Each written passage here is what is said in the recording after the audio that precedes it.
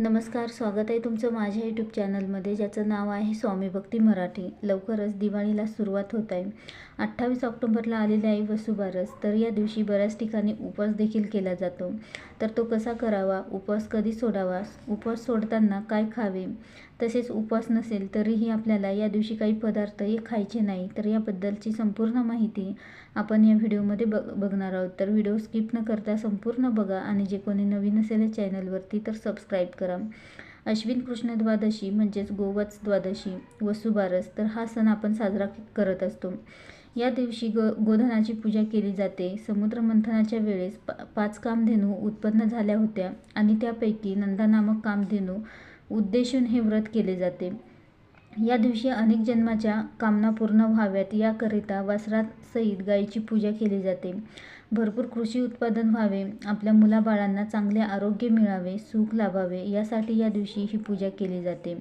तर वसुबारसेला संध्याकाळी गाय वासराची पूजा केली जाते। गायीच्या पायावर पाणी टाकून हळद कुंकू अक्षता अर्पण करून एक माळ अर्पण केली जाते। यासोबतच वासराची देखील पूजा केली जाते आणि गोडाचा काहीतरी नैवेद्य दाखवला जातो। आणि या दिवशी गवारीच्या शेंगांची भाजी आणि भाकरीचा नैवेद्य दाखवला जातो। तर खूप महत्त्व असतं या नैवेद्याला। तर या दिवशी दिवसभर उपवास केला जातो आणि संध्याकाळी गाय वासराची पूजा करून गवारीच्या शेंगा आणि भाकरीचा नैवेद्य दाखवून यावरतीच उपवास सोडवला जातो। त्यानंतर उपवास सोडल्यानंतर या दिवशी गहू आणि मूग खात नाही। तुम्ही उपवास केला किंवा नाही केला तरीही आपल्याला या दिवशी हे 2 पदार्थ खायचे नाही। तर यामागे एक कथा आहे। तर बघा, आटपाट नगर होतं आणि या नगरामध्ये एक म्हातारी राहत होती।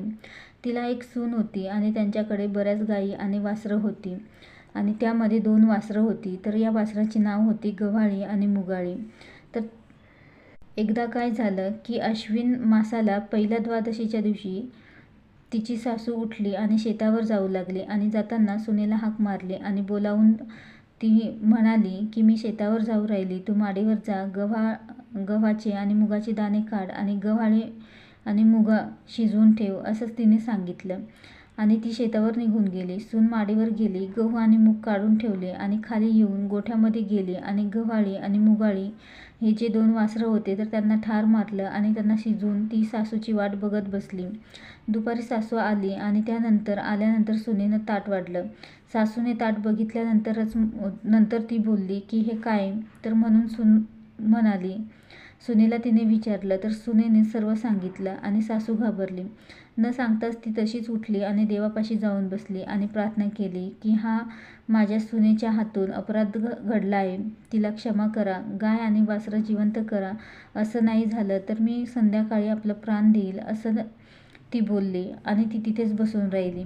तिने ठाम निश्चय ठेवला। ती तिथून अजिबात उठली नाही। संध्याकाळी गायी आल्या, हंबरटा फोडला। तशी देवानेही बघितलं की तिची निष्ठा कमी झाली नाही। तशी गायीची वासरं जिवंत केली आणि गायीजवळ गेली। सुनेला आणि सासूला आनंद झाला आणि त्यानंतर म्हातारीनं स्वयंपाक केला, गायी वासराची पूजा केली, नैवेद्य दाखवला, देवाचे आभार मानलं आणि नंतर जेवण केलं आणि ती सुखी झाली। तशी आपण पण हो आणि त्यामुळेच या दिवशी गहू आणि मूग हे खाल्ले जात नाही आणि स्त्रिया या दिवशी गवारीच्या शेंगांची भाजी आणि भाकरी बनवून यावरतीच नैवेद्य जे उपवास करतात तर यावरतीच ते उपवास देखील सोडतात। त्यासोबतच या दिवशी दुधापासून बनवलेले कोणतेही पदार्थ खाल्ले जात नाही किंवा तळलेले पदार्थ देखील खात नाही।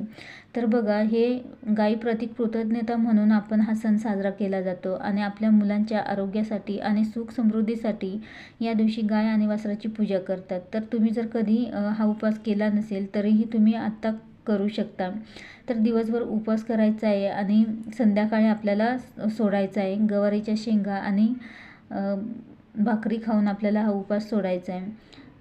तर यामध्ये दिवसभर आपण जेव्हा उपवास करू तर या संपूर्ण दिवसभरामध्ये आपल्याला गाईच्या दुधापासून कोणतेही पदार्थ बनवलेले आपल्याला खायचे नाहीत। तर अवश्य वसुबारसेच्या दिवशी या गोष्टींचे पालन करा। व्हिडिओ आवडला असेल तर लाईक करा, कमेंट करा, शेअर करा आणि सबस्क्राईब करा। श्री स्वामी समर्थ।